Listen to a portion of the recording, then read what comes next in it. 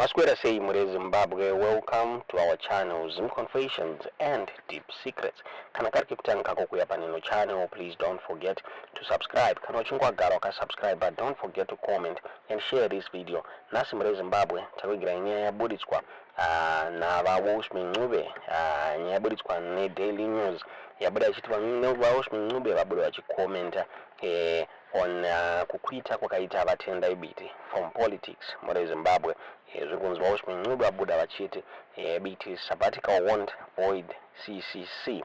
Zvikanzi kusiya kwakaitwa politics nava Tendai Biti hapana effect yazviri kuzokonzeresa mubato Citizens Coalition for Change. Zvikunzwa vaida zvakare vakati the opposition unit iri kuadvance Mure Zimbabwe. Ndofunga vaTendai Biti vakabuda last week vachitaura ivo vachiti he was taking a sabbatical Mure Zimbabwe, since he was taking a break from politics Mure Zimbabwe ne YeCCC.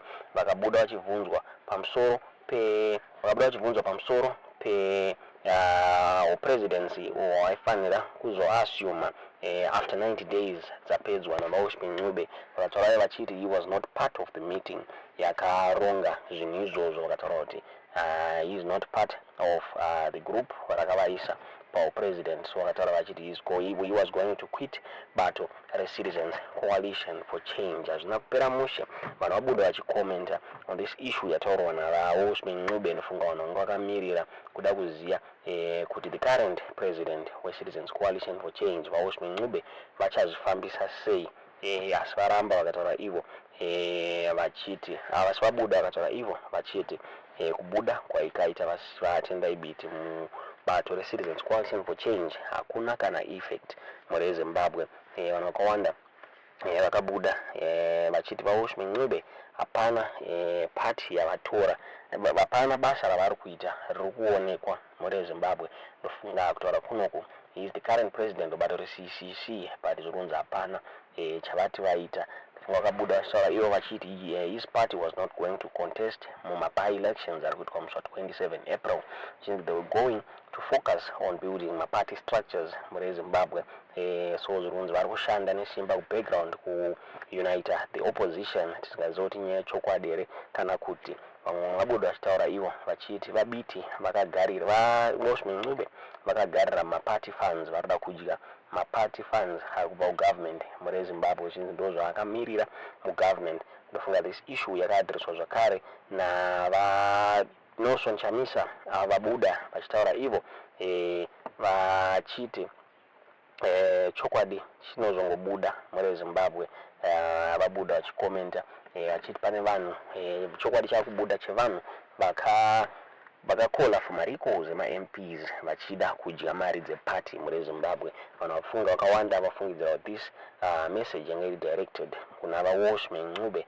Vabuda paexendo yavo vaNelson Chamisa vakataura vachiti vabuda vaNelson Chamisa vakataura vachiti the absolute truth, when all is said and done, all who are truthful and honest shall admit and acknowledge the repeated role of the state in the plot and engineered illegal MP recalls, political parties, finance diversion, and criminal takeover of the alternative in 2020 and 2023. Further history shall vindicate our principled stance and unshakable conviction in maintaining that purity and fidelity as an authentic alternative.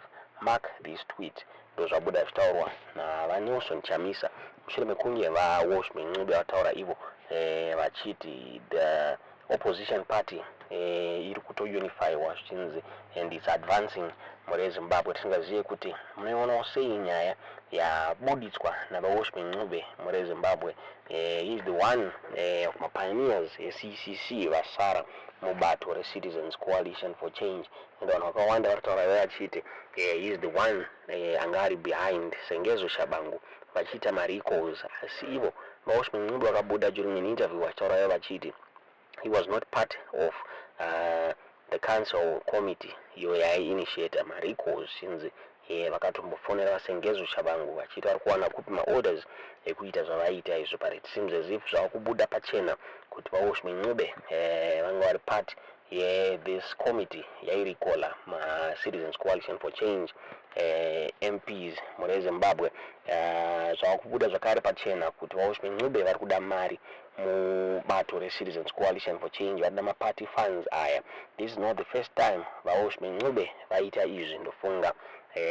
He's the one akamboronga another faction MDC during the reign yaVaMorgan Tsvangirai muri Zimbabwe, so he's doing it again ipapa muri Zimbabwe. Tisingazivi kuti munoiona sei nyaya iyi mushure mekunge Tendai Biti Abuda mubato reCCC vanhu vazhinji vakabuda vachikomenta vanosanganisira naJonathan Moyo vakabuda vachiti Biti was running away from my responsibilities since just like zvakaita Welshman Ncube naFadzai Maere naRasti Makam, and he was running away from kuassume presidency. Then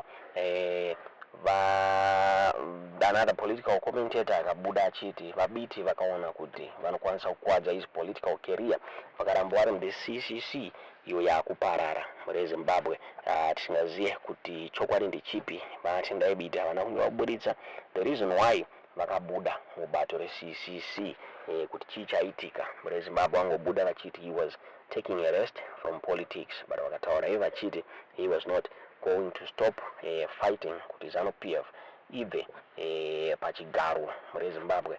Tisingazive kuti munoionawo sei nyaya yaburitswa naWelshman Ncube kuti chii, what's next for Citizens Coalition for Change. Ichararama here party, ichaenderera here mberi party iyi. Ndofunga vari kutaura vachiti they are focusing on building party structures, and kutaura kunoku vari kunzi they are having a dialogue the ruling party, and vari kuda kuti elections awanikwe achipostponwa muri Zimbabwe 2028 awanikwe achikandwa kugore 2030 muri Zimbabwe, and they are being suspected that they are working with the president. Vari kunzi Welshman Ncube naVashabangu ndo vakapiwa mari yekuti vawanikwe vachiinitiata recalls nekuuraya bato reCitizens Coalition for Change.